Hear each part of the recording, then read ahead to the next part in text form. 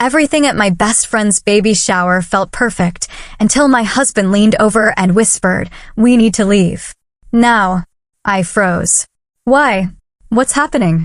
He stayed quiet until we reached the car. Then he turned to me and asked, "You really didn't notice, did you?" What he said next made my stomach sink. That day, the lavender balloons bobbed against a sky that felt utterly fake, a stark contrast to the betrayal brewing right beneath the surface.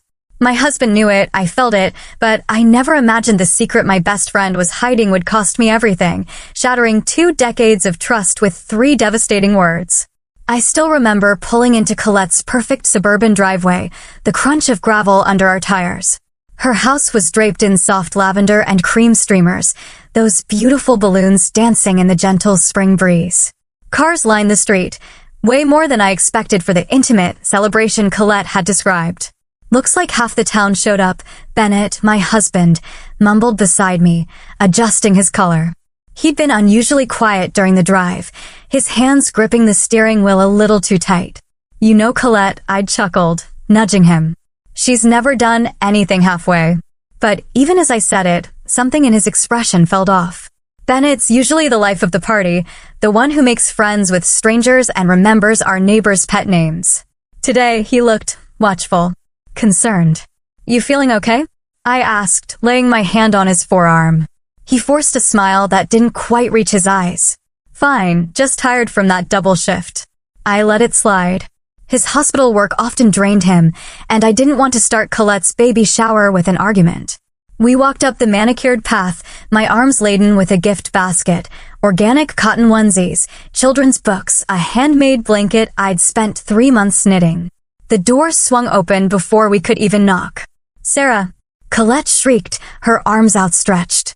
My best friend of 20 years stood before me, radiant in a floor-length pale pink dress, her blonde hair in loose waves, a flower crown perched on her head. Her makeup was flawless. She looked like she'd stepped right out of a glossy pregnancy magazine. "You look incredible," I gushed, handing Bennett the basket so I could hug her. But she held me at arm's length. "Don't squish the little one," she laughed, patting her stomach. It was a proud gesture, but something about how she touched her belly felt practiced, theatrical. I tried to catch Bennett's eye, but he was already scanning the room behind Colette, his gaze methodical, almost clinical. The entryway opened up to a transformed living space. Lavender floral arrangements on every surface. A professional photographer weaving through the crowd. In the corner, a bartender mixed mocktails and mimosas. And on the far wall, a neon sign blazed in cursive pink letters. "It's a girl."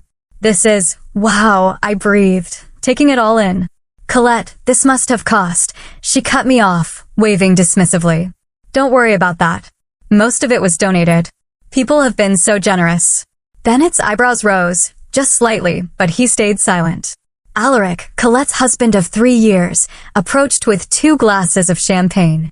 He was tall, angular, with dark hair receding at the temples. He handed one to Bennett.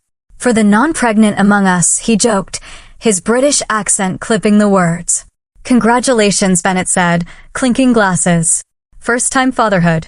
Big change coming." "The biggest," Alaric agreed, though his eyes darted briefly to Colette. Something passed between them, a look I couldn't quite decipher. "Sarah." A familiar voice called from across the room. Opal pushed through the crowd, her curly hair bouncing. Behind her trailed Sierra and Gage, my old high school circle, complete again. "It's been forever," Sierra exclaimed, pulling me into a hug. 6 months is hardly forever, I laughed. "In artist time, it's an eternity," she countered. Opal, our resident therapist, stood back, observing us with her analytical gaze. "How's the counseling center treating you, Sarah?" "Busy as always," I replied. Gage, Colette's younger brother, lingered at the edge of our circle, his hands in his pockets. He'd grown into his features since high school. "Nice to see you," he said, his eyes lingering on mine a bit too long. "You too," I replied, suddenly acutely aware of Bennett watching our interaction. Colette clapped her hands. "Now that Sarah's here, I can show you all the nursery mock-up." The designer finished the renderings yesterday. She led us upstairs, chattering about organic paint and sustainably harvested timber. Bennett fell into step beside me, his fingers brushing mine. "Notice anything?" he whispered. Like what? I asked, keeping my voice low. He just shook his head. Never mind. The second bedroom had been transformed into a vision in soft pinks and creams. A crystal chandelier hung over a hand-carved crib. The walls featured a hand-painted mural of a whimsical forest. It's stunning, Sierra gasped. Absolutely, I agreed, though a question nagged at me. This level of luxury seemed totally at odds with Colette and Alaric's usual taste and budget. Alaric worked in publishing, Colette ran a small nonprofit. This room alone probably cost more than they made in 3 months. Most of it was donated by vendors who support the maternal health initiative, Colette explained, as if reading my thoughts. They want to showcase their products. That's convenient, Opal remarked, her therapist's skepticism showing through. Colette's smile tightened, almost imperceptibly. It's networking, the best kind. As the others admired the custom wallpaper, I noticed Bennett standing in the doorway, his phone out. He was taking pictures of the room, zooming in on specific details. When he caught me watching, he quickly pocketed the device. Downstairs, the party was in full swing. Games, advice cards, gifts piled high on a table that seemed to groan under their weight. Through it all, Bennett remained on the periphery, watching, texting, his usual social charm nowhere to be found. During a lull, I cornered him by the drinks table. What is going on with you today? Nothing, he said, but his eyes continued to scan the room. Just tired. You keep saying that, but you're acting weird. You've barely spoken to anyone. He sighed, running a hand through his dark hair. I'm sorry. I just noticed some things that don't add up. Before I could press further, the photographer called for a group photo. We arranged ourselves around Colette, who positioned herself front and center, hands cradling her belly like it contained the most precious treasure in the world. As the photographer counted down, Bennett stepped back, his attention caught by something, or someone, across the room. His eyes narrowed. He pulled out his phone again, typing rapidly. I followed his gaze to a man near the gift table, middle-aged, salt and pepper hair, glasses. He watched Colette with an expression I couldn't quite place. Concern? Confusion? Who's that? I whispered to Sierra. She shrugged. Maybe one of Alaric's colleagues or a family friend. The photo session ended, and Colette's mother took center. Stage. Patricia Whitman was a formidable woman, her blonde hair cut in a severe bob that framed her surgically enhanced features. When Colette told me she was finally expecting, Patricia began, glass raised. I thought of all the silence we've endured. All the waiting. This baby girl is truly a blessing. After a long silence, the room erupted in applause. Beside me, Bennett stiffened. We have to go, he said abruptly, his voice low, urgent. Now what? We can't just leave in the middle of. His fingers wrapped around my wrist, firm but not painful. His eyes bore into mine with an intensity that startled me. Trust me, Sarah. We need to go. Bennett, this is my best friend's baby shower. I can't just. I'll explain in the car, he cut me off. Please. Something in his tone, not panic, but absolute certainty, made me relent. I made quick apologies to Colette, blaming a hospital emergency. She pouted, but accepted my excuse, extracting a promise for lunch soon.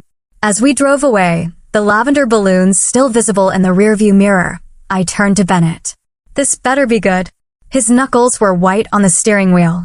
It's not good, Sarah. It's not good at all. The silence in our car felt physical, like a third passenger wedged between us. Bennett drove with mechanical precision, eyes fixed on the road ahead.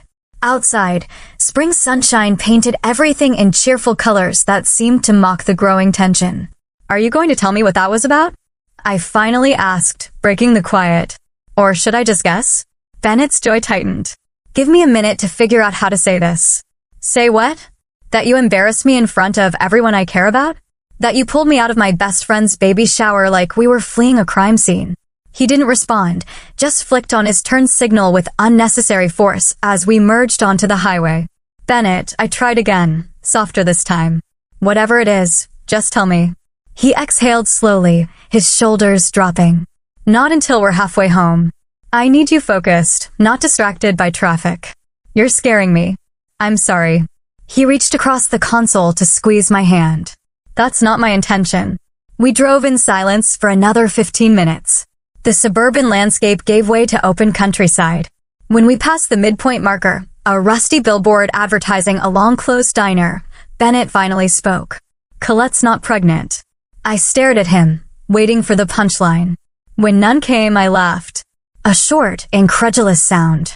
What are you talking about? We were just at her baby shower. I saw her belly. You saw something, he agreed, his voice clinically detached. But it wasn't a 7-month pregnancy. That's insane. I twisted in my seat to face him fully. I've known Colette since we were 6 years old. I think I'd know if she was faking a pregnancy. Would you? His eyes flicked to mine briefly before returning to the road. When was the last time you actually touched her stomach? The question landed like a slap. I opened my mouth to answer, then closed it again. I pictured every interaction with Colette over the past months, the announcement dinner, the gender reveal, the maternity clothes shopping. Each time there had been hugs, but always at angles, always brief, always controlled. She doesn't like people touching her belly, I said defensively. Lots of pregnant women don't. That's convenient. Stop it. I snapped. This is ridiculous. You can't possibly think Colette is faking this. What would be the point? Bennett sighed. The man at the gift table, that was Dr. Nathaniel Harmon. He's an obstetrician at my hospital. So maybe he's her doctor. He's not. He works exclusively at Mercy General. Colette goes to St. Elizabeth's Medical Center. You told me that yourself when she first announced. I frowned. Maybe she switched doctors. Sarah. Bennett's voice was gentle now. He recognized me. We made eye contact and he looked concerned. Deeply concerned. About what? I don't know exactly, but after that, I overheard Alaric on the phone in the hallway near the bathroom. Bennett's hands tightened on the wheel again. He said, and I quote, she's starting to believe it herself. We need to speed this up. A chill ran through me. That could have been about anything. Then explain the medical reports I saw in Colette's home office last week when we were helping them move furniture. You were snooping through their papers. I was aghast. They were out on the desk. Blood test panels, Sarah. Not consistent with pregnancy. You had no right. I'm a doctor. I know what I saw. Anger flared inside me, hot and defensive. So what? You think this is all some elaborate hoax?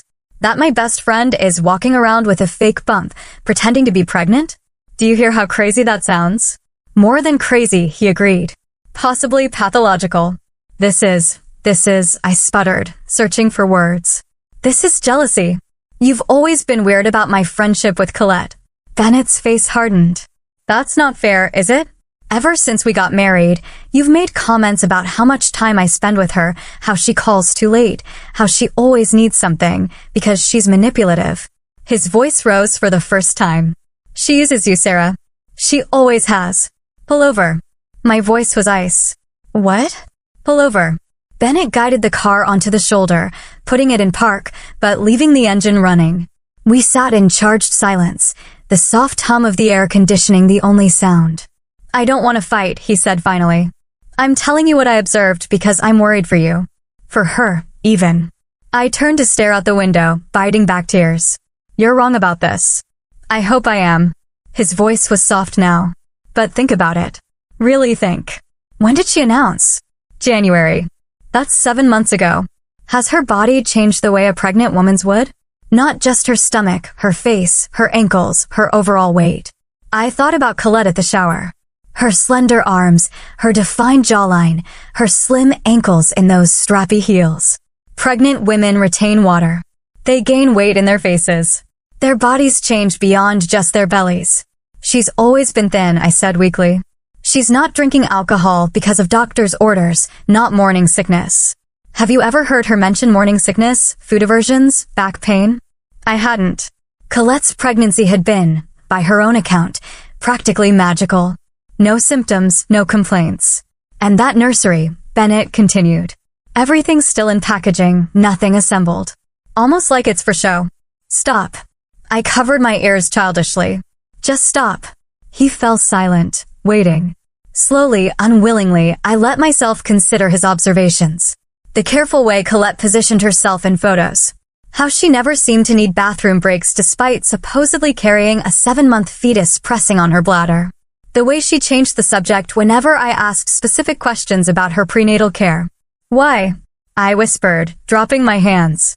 Why would anyone do this? I don't know, Bennett admitted. Attention? Money? That shower wasn't cheap.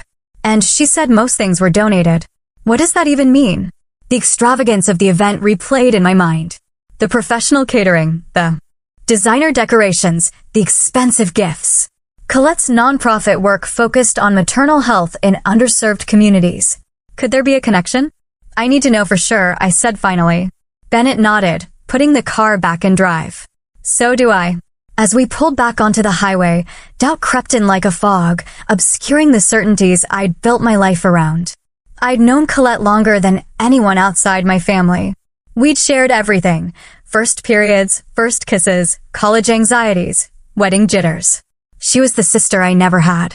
But there had always been something performative about Colette, something that needed an audience. In high school, her heartbreaks were always public, her achievements always broadcast. Even her proposal from Alaric had been elaborately staged for maximum social media impact. I keep thinking about what her mother said, Bennett mused, breaking into my thoughts. A blessing after long silence. What silence? Colette's never mentioned fertility issues. No, I agreed. She hasn't. My phone buzzed with a text. Asterisk Colette, miss you already. Lunch Tuesday? Just us girls. So much to tell you. Asterisk, I stared at the message, seeing it with new eyes. So much to tell me? What hadn't she already shared about this pregnancy? The rest of the drive passed in contemplative silence. By the time we pulled into our driveway, the sun was setting, painting the sky in shades of orange and pink. What now? I asked as Bennett cut the engine. He turned to me, his face gray in the fading light. That's up to you. She's your friend. I nodded slowly. I need to find out the truth. Whatever that is, he agreed. We'll face it together. That night, I lay awake long after Bennett's breathing had deepened into sleep. My mind replayed every interaction with Colette over the past 7 months, searching for clues I might have missed. The excitement in her voice when she called with the news. The way she declined my offer to accompany her to appointments. The vague answers about due dates and doctors' recommendations. By morning, I had made a decision. I needed to see for myself. The day after the shower dawned bright and clear. Bennett had an early shift at the hospital, leaving me alone with my tumultuous thoughts. I paced our kitchen, coffee growing cold in my mug, replaying his accusations in my mind. Could it be true? Could my best friend, the person I trusted most in the world besides my husband, be living such an elaborate lie? I picked up my phone and scrolled through recent pictures of Colette. In each one, she was radiant, hands cradling her bump, smile dazzling. But looking closer, I noticed patterns. She always wore flowing dresses or oversized tops, always stood at an angle, always kept some distance between herself and others. Before I could second-guess myself, I texted her, asterisk left my shawl at your place yesterday. Okay if I swing by to grab it, asterisk her response came almost immediately, asterisk so sorry, not home now. Doctor appointment in the city. Mird is there though. She can let you in, asterisk perfect. Colette's younger sister was less guarded, less polished. If anyone would slip up and reveal something, it would be Mird. I grabbed my purse and keys, fabricating a pale blue shawl to find. The drive to Colette's house felt longer than usual. Each mile marker a countdown to a confrontation I wasn't sure I was ready for. Colette and Alaric lived in a renovated Victorian on the edge of town, a wedding gift from her parents they'd spent years restoring. As I pulled into the driveway, I noticed Alaric's car was gone too. Just Mird's beat-up Civic sat in the carport. I knocked, my heart pounding against my ribs like it wanted to escape. Footsteps approached, and the door swung open to reveal Mird, her hair pulled into a messy bun, wearing sweatpants and one of Colette's old college t-shirts. Sarah. Her surprise seemed genuine. What are you doing here? I left my shawl yesterday, I explained, forcing a smile. Colette said you'd let me in to look for it. Oh. Mird blinked, then stepped aside. Sure, come in. It's probably in the living room with all the shower stuff. I stepped into the house, immediately struck by how different it felt from yesterday. Without the crowd and decorations, it seemed hollow, almost staged. Sorry about the mess, Mird said, gesturing to a half-eaten breakfast on the coffee table. I wasn't expecting company. No worries. I scanned the room, pretending to look for my non-existent shawl. The shower was beautiful. You all must have worked so hard. Mostly the event planner, Mird shrugged. Colette had very specific requirements. I'm sure she did. I moved toward the dining room, where a bottle of red wine sat open on the table beside a plate with half a steak. Late breakfast. Mird flushed. Alaric's from last night. Steak and red wine. I raised an eyebrow. Bit heavy for Colette these days, isn't it? Oh, she didn't. Mird stopped herself, eyes widening slightly. I mean, she had something else. Pregnancy-friendly.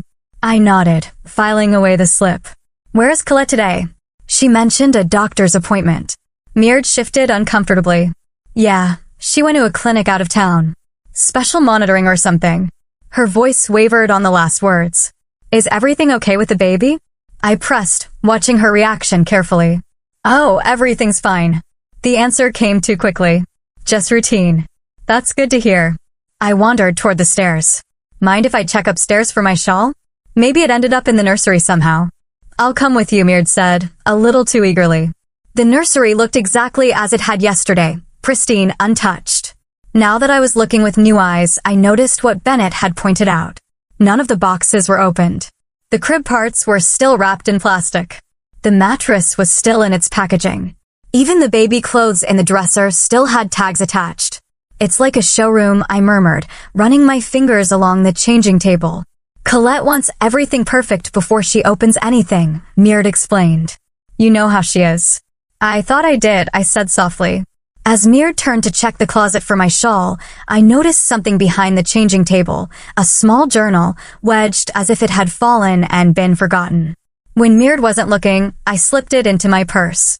Not here, Mird announced. Maybe downstairs in the coat closet. We returned downstairs, and I made a show of checking various spots. I should get going, I said finally. I probably left it in the car after all. I'll tell Colette you stopped by, Mird offered, walking me to the door. Please do. I paused on the threshold. Mird, is everything really okay with Colette? She seems different lately. Something flickered across the younger woman's face, faint fear. She's going through a lot, she said carefully. But she'll be fine. She always is. If she needs anything, you'll be the first to know. Mird finished, but her smile didn't reach her eyes. I was halfway to my car when I heard voices from the side of the house. Instinctively, I ducked behind a large hydrangea bush. Colette's voice, clear and sharp, carried through the open kitchen window. I don't care what he thinks. This will be over after the donation clears. My blood ran cold. Asterisk donation? What donation? Asterisk, I crept closer, trying to hear the rest of the conversation, but Colette had lowered her voice. I could make out only fragments, not backing out now and too much invested. The sound of footsteps on gravel sent me scrambling back to my car. I slid into the driver's seat just as Colette rounded the corner of the house, phone pressed to her ear, her face set in an expression I'd never seen before, calculating, cold. I started the engine and pulled away, my heart hammering. In my rearview mirror, I saw Colette watching my car, her free hand not on her belly, but hanging loosely at her side. Once safely down the street, I pulled over and called Bennett. You might be right, I said when he answered, my voice shaking. Something's definitely off. What happened? His concern was palpable, even through the phone. I went to her house, found a journal, heard her talking about a donation clearing, saying it would be over after that. Bennett was silent for a moment. Did you see any medical paperwork? Anything concrete? No, but Mird was acting weird, and there was red wine and steak on the table, and the nursery. Nothing's been opened, Bennett. It's all still in packaging. Keep the journal, he advised. We might need it as evidence. Evidence of what? I asked, suddenly afraid of the answer. What exactly do you think is happening here? Bennett's voice was grim. Best case scenario? Some kind of delusional episode. Worst case? Fraud.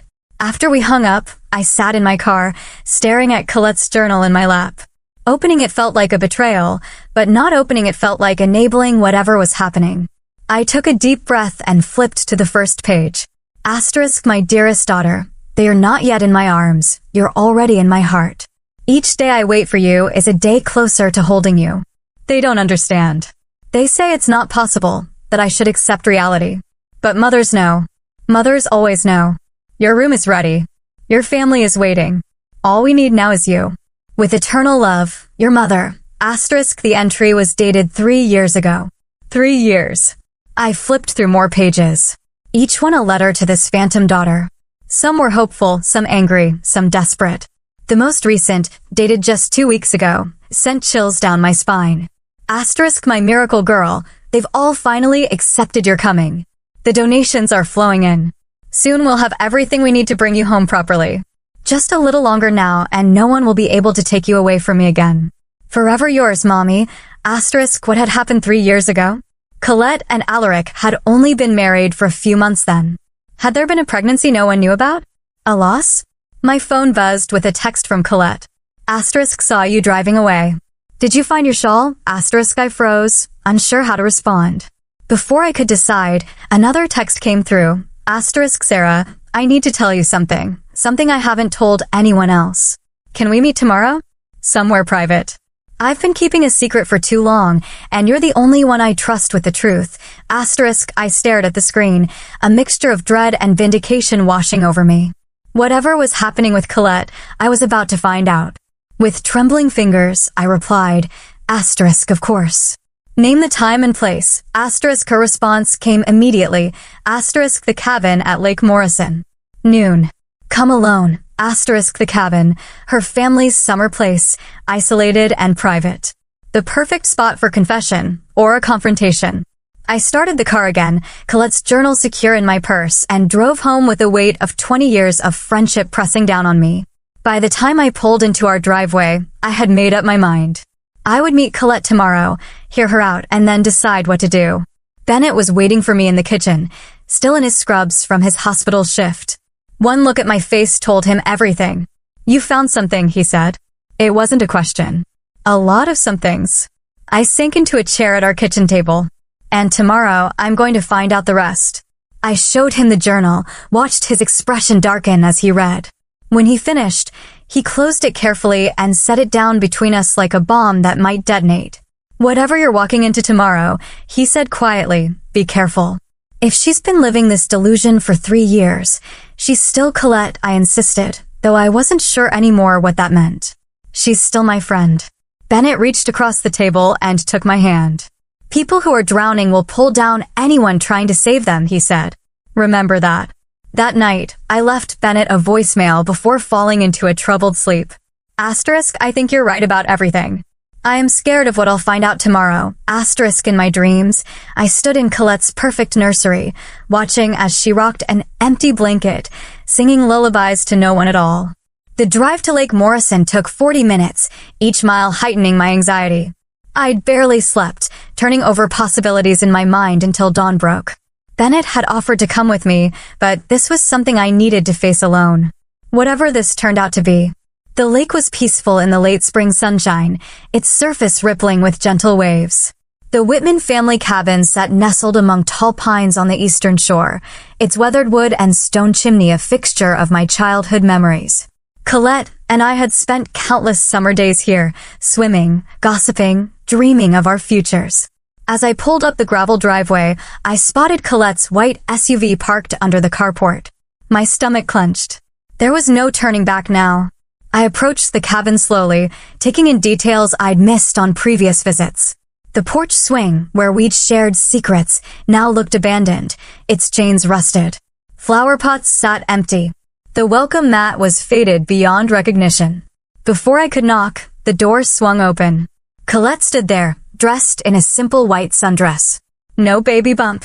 No pregnancy glow. Just Colette. Her face bare of makeup, her blue eyes rimmed with red. You knew, she said simply, not a question. I nodded, unable to find words. She stepped back, gesturing me inside. I should have realized Bennett would figure it out. Doctors notice things. The cabin's interior was dim, shafts of sunlight cutting through half-closed blinds. Colette moved to the worn leather couch and sat, curling her legs beneath her like she used to do in college. Do you hate me? She asked, her voice small. I remained standing, unsure of the script for this moment. I don't hate you. I don't understand. She laughed, a brittle sound. That makes 2 of us. I watched as she poured water from a pitcher on the coffee table, her hands steady. No wine today. No performance. I wasn't always lying, she began, staring into her glass. A year ago, I was pregnant. For real. My breath caught. What? 8 weeks. We hadn't told anyone yet. We were waiting for the first trimester to pass. Her voice was flat, emotionless. I miscarried on a Tuesday. Alaric was in London for work. I was alone. Colette. I moved toward her, instinct overriding caution. Why didn't you call me? Because you had just announced your promotion at the counseling center. Everyone was so proud of you. She shrugged. I didn't want to steal your moment. The familiar guilt twisted in my gut. The constant push-pull of our friendship, where her needs and mine perpetually competed for oxygen. After the miscarriage, I fell apart, she continued. But secretly. No one knew except Alaric and my doctor. I sat beside her, leaving space between us. And then I stopped accepting it. I started talking to the baby like she was still there, buying things, planning. Colette's hands fluttered to her still flat stomach. Alaric was worried, but he went along with it at first. He thought it was grief. When did it become this? I gestured vaguely at her at the situation we were now in. She sighed. 3 months ago, I was supposed to speak at a maternal health fundraiser for my nonprofit, you know. But I had a panic attack before going on stage. Couldn't breathe. Couldn't think. I remember. You said you had food poisoning. Another lie. She smiled sadly. Alaric found me hyperventilating in the bathroom. I kept saying I couldn't face them. Couldn't tell them I'd failed. And then he said, what if you didn't have to? My blood ran cold. He suggested you fake the pregnancy? Not exactly. He suggested I could say I was newly pregnant just to get through the event. We'd announce a loss later, after I'd had time to process privately. Colette's eyes met mine hollow. But it felt so good, Sarah. The congratulations, the attention, the way people looked at me like I was special again. So you kept going. It snowballed.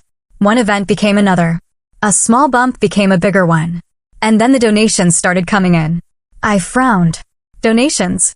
Colette stood abruptly, moving to a desk in the corner.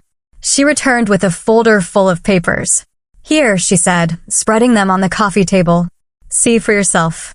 The documents showed donations, substantial ones, from various businesses and individuals. All to Colette's nonprofit, New Beginnings Maternal Care. The foundation is real, she explained. The work we do is real. We provide prenatal care to women in underserved communities. What isn't real is, she trailed off. Your pregnancy, I finished. She nodded, eyes downcast. I don't understand. Why would your pregnancy affect donations to your nonprofit? Because of who the donors are. Colette shuffled through the papers, pulling out several checks with familiar names. The Graves Foundation, the Williams Trust, Hampton Healthcare Services. They all have one thing in common. I scanned the names, recognition dawning. They all lost children or grandchildren or siblings. They donate to maternal health care because of personal tragedy. Colette's voice hardened slightly. And they connect with me because they think I understand their fear. The fear of losing a child. The sheer calculation of it all stunned me. So, the baby shower was a fundraiser, essentially. Every gift, every decoration, all donated by companies that support New Beginnings. They get tax write-offs and publicity. We get supplies for our clinics. My mind raced to process this information. It was manipulative, certainly deceptive, absolutely, but criminal? I wasn't sure. Colette, this is... My phone buzzed in my pocket. A text from Bennett. Asterisk the obstetrician just emailed me. He says he filed a fraud report. Asterisk my heart sank. I looked up at Colette, who was watching me intently. Bad news? She asked. I hesitated, then turned my phone screen toward her. She read the message, her face draining of color. Who else knows? I asked quietly. Just Alaric and Meard. She figured it out last month. Colette's composure cracked. Sarah, I can't go to jail. The foundation will collapse. All those women we help, they'll have nothing. You should have thought of that before you started this performance. I know. Tears spilled down her cheeks. I know it was wrong, but I'll make it right. Once the final donation from Graves clears, it's for a new ultrasound machine for a mobile unit. I'll announce that I lost the baby. There will be sympathy, not suspicion. No one will question it. The coldness of her planning chilled me.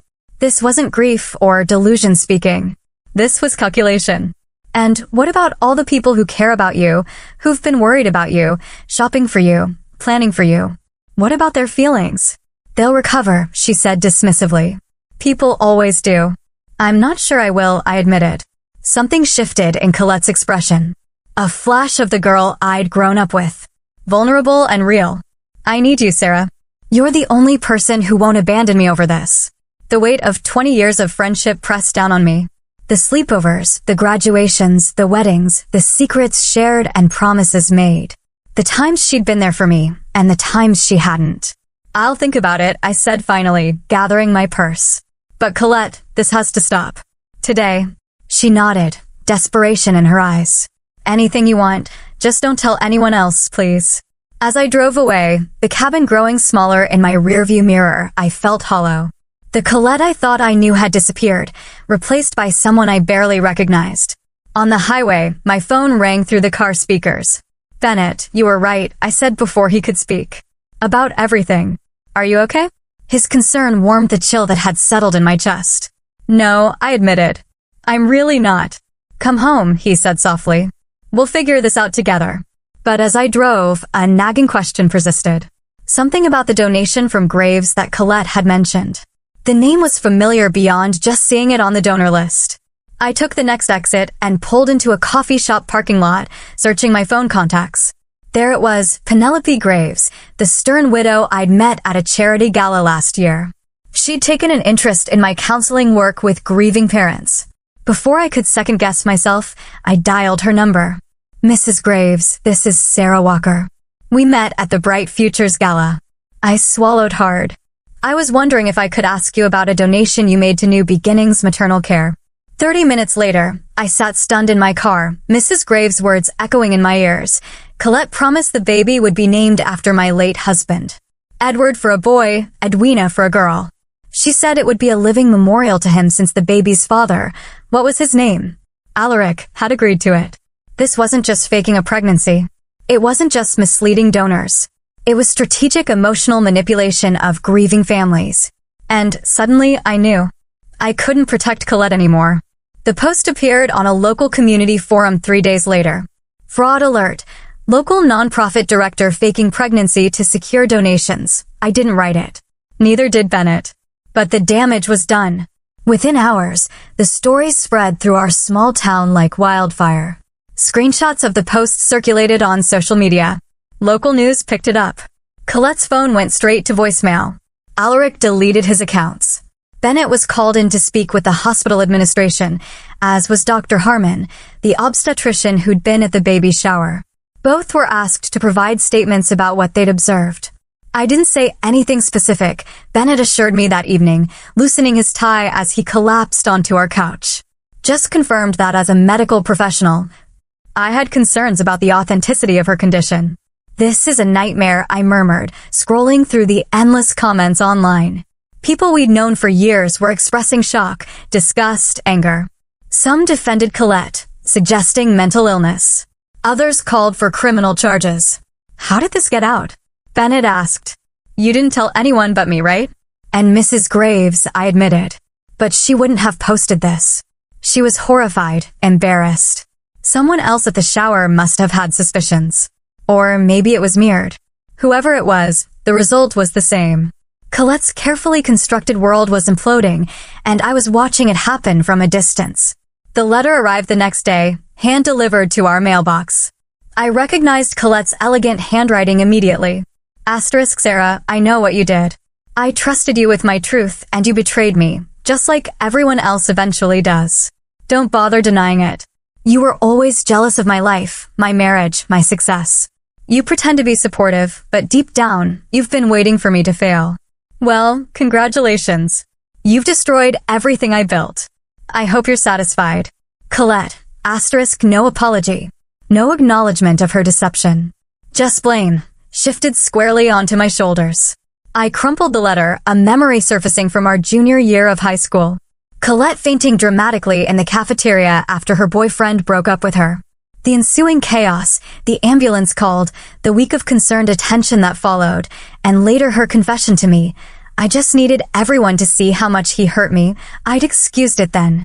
I'd excused so many things over the years. The borrowed clothes never returned.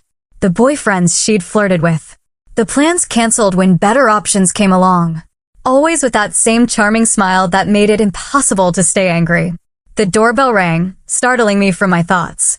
Sierra stood on our porch, her artistic bohemian style replaced by jeans and a simple t-shirt. She looked exhausted.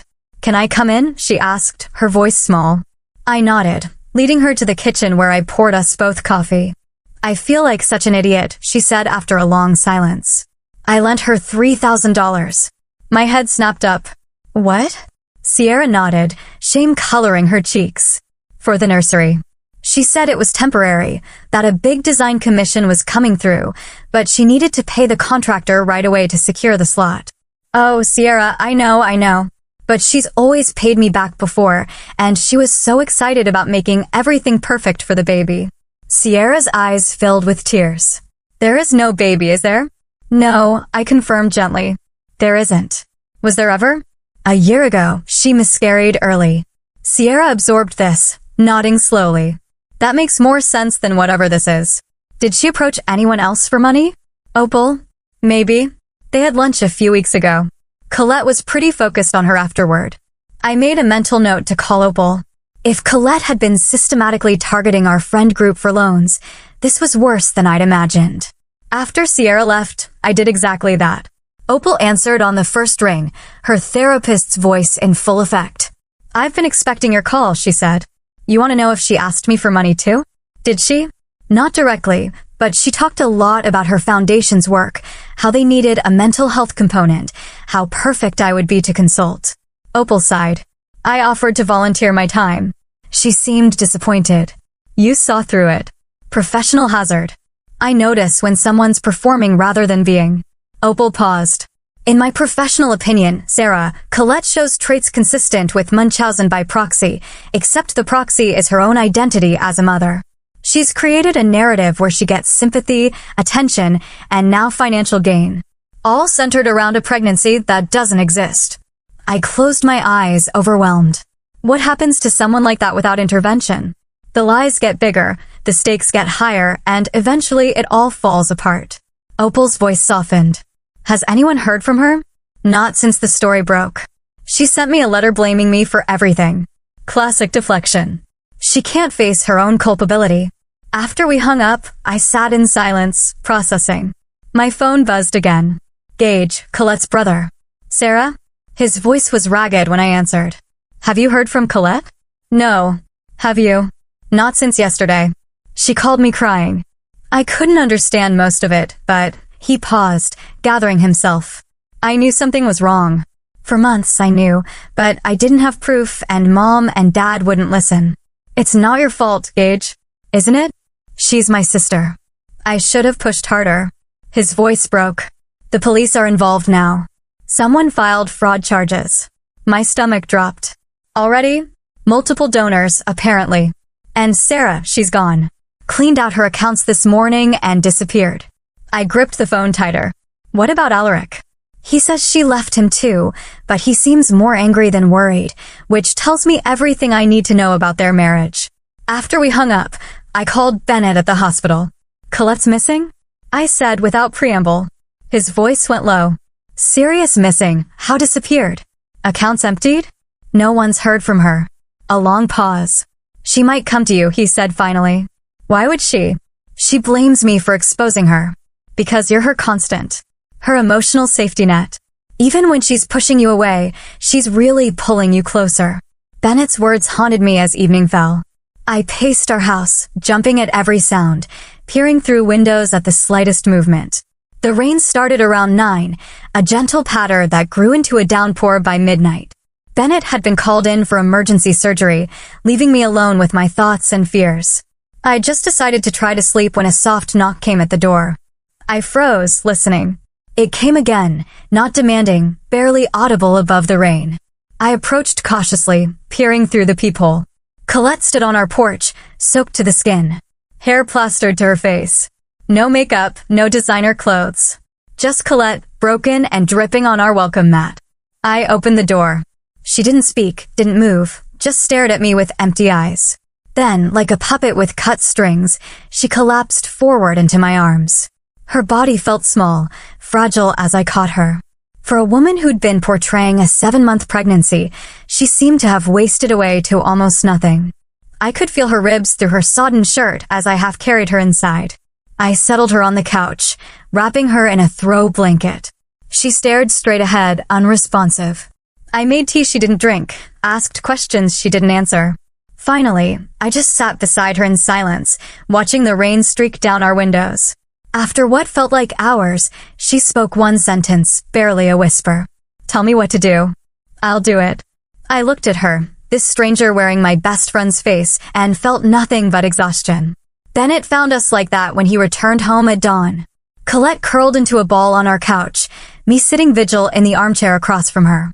One look at his face told me he'd heard the news. "They've issued a warrant," he said, quietly, leading me into the kitchen. "Fraud. Multiple counts. The Graves Foundation is pressing charges." I glanced back at Colette's sleeping form. She has nothing left. No money, no home, no reputation. That's not our problem. Bennett's voice was firm, but not unkind. "Sarah, she manipulated grieving families. She took advantage of people's pain. She stole money under false pretenses. I know. She needs to face consequences. And professional help. I know that, too." Bennett sighed, running a hand through his hair. "She can't stay here. I want her out by noon." I nodded, unable to argue. He was right. Harboring Colette now would make us complicit in whatever came next.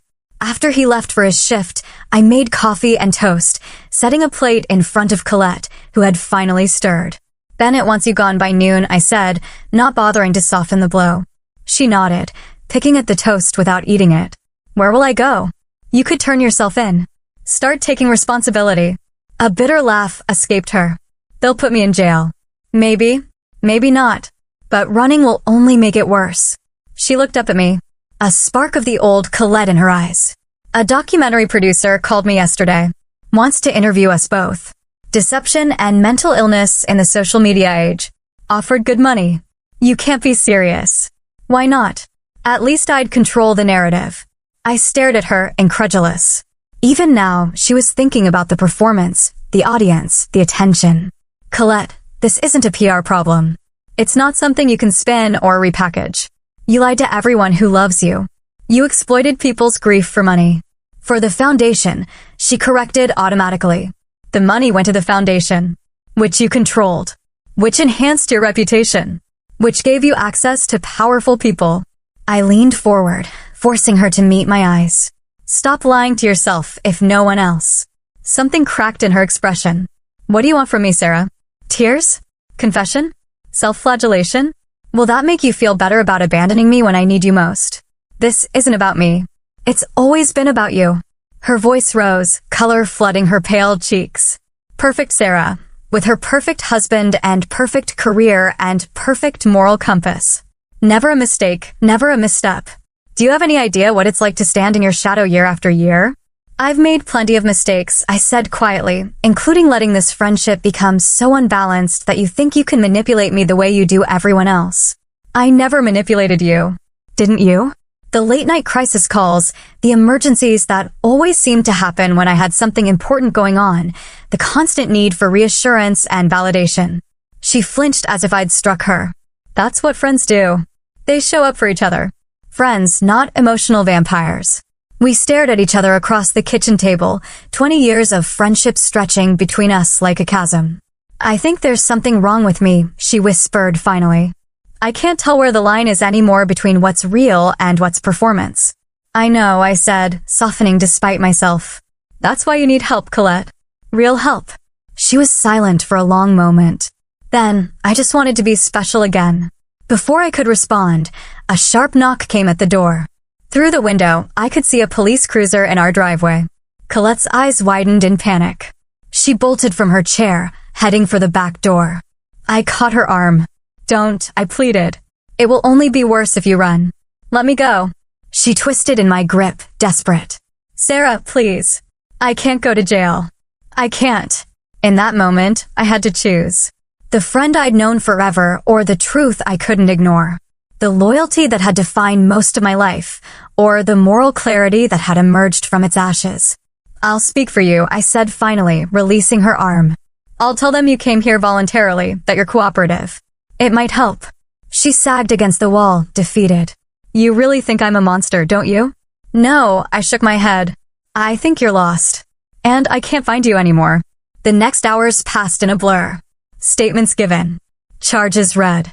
Colette, hollow-eyed, being led to a police car. My promise to testify about what I knew, a partial account that omitted certain details that would have made things worse for her. A half-truth for a half-life. Weeks turned to months. Colette accepted a plea deal, probation, restitution, community service, and mandatory psychiatric treatment. The foundation was dissolved, its remaining assets transferred to legitimate maternal health organizations. I testified as promised, walking the line between honesty and mercy. I described the miscarriage, the grief that had spiraled into delusion, the genuine work the foundation had done despite its fraudulent fundraising. I didn't mention the calculated way she'd targeted specific donors, or the journal entries that suggested the deception had been planned rather than impulsive.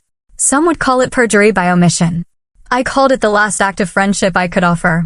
6 months after the baby shower that had started it all, a letter arrived from the psychiatric facility where Colette was receiving inpatient care. Asterisk Sarah, they tell me writing this is part of my recovery. Acknowledging the harm I've caused, accepting responsibility, expressing genuine remorse rather than performative apology. I'm not sure I know the difference yet. I'm not sure I know who I am when no one is watching. But I do know this, you saved me from myself. Not the way a friend would, looking away, making excuses. The way a sister would, with hard truth and harder love.